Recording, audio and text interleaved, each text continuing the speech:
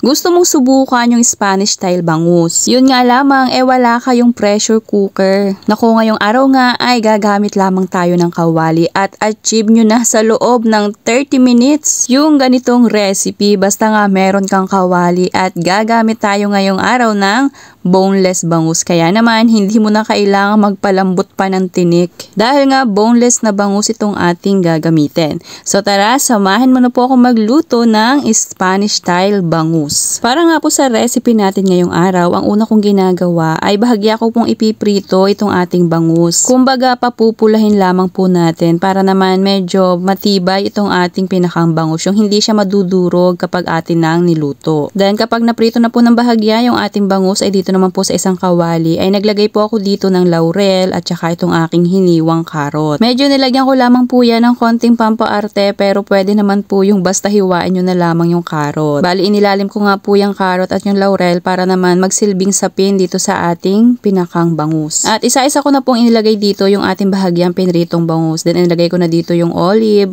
at saka yung ating pang ibang mga sangkap. Bali, yung ating pong kumpletong sangkap ay ilalagay ko na lamang po sa dulo po ng ating video. Kaya naman po kung ito po ay gusto nyo pong gayahin yung ating pong recipe ngayong araw ay panoorin nyo po ito hanggang dulo. Dahil alam kong isa ka rin sa natatakam ng ganitong luto sa bangus. Yun nga lamang nag-iisip ka dahil wala kang pressure cooker. Bakit ba natin hahanga din na mapalambot yung tinik? Kung pwede naman nga na wala na palalambuting tinik dahil nga pwede ka namang gumamit ng boneless na bangus. At maluluto mo na nga yung ganitong recipe kahit wala kang pressure cooker. And syempre, mas mabilis pang lutuin dahil nga boneless itong ating gagamiting bangus. Noong nailagay ko na po lahat ng ating mga sangkap ay akin po yan tinakpan at binuhay ko na po yung kalan dyan. At ayan na, after 30 minutes ay eto na po yung itsura nitong ating Spanish boneless bangus. O diba, napakadali lamang pong gawin. Bali, ito po ay niluto ko lamang sa medium heat lamang po ng apoy. Para naman po hindi matutong yung ilalim. At kung umabot ka nga po hanggang dito po sa part ng ating video ay pakipusuan nyo na po itong ating recipe na Spanish style boneless bangus. At kung bago ka nga po dito sa aking kusina ay paki-like or follow nyo na rin po itong ating page. Para ma-update po kayo kapag meron po tayong ganitong recipe. Salamat po at eto nga po after 30 minutes